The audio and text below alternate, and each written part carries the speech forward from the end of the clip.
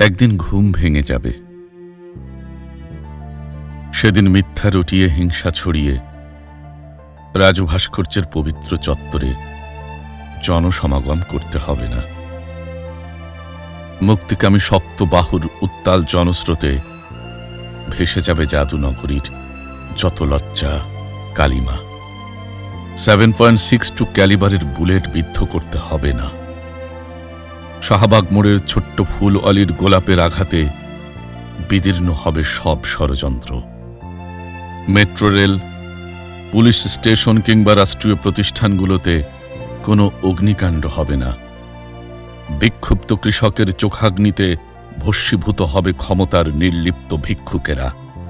নর্দমায় নিক্ষিপ্ত হওয়ার অপেক্ষায় আছে পরস্যপদী মুশিক শাবকগুলো।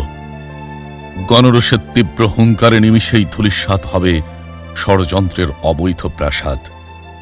একটা সাজানো ফুলের বাগান ধ্বংসের ক্ষমাহীন অপরাধে।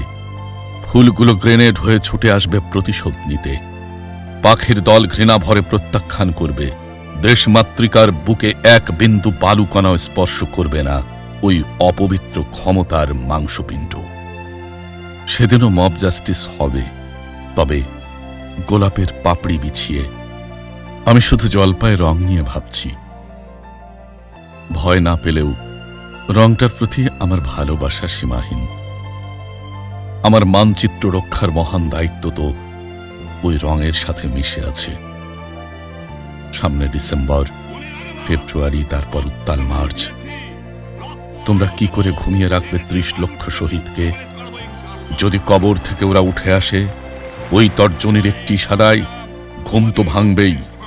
ভিসুভিয়াসের অগ্নিকুণ্ড বুকে নিয়ে মহাসমুদ্রের বিশালতা ছাপিয়ে 71 জেগে উঠবেই, 71 জেগে উঠবেই, 71 জেগে উঠবেই।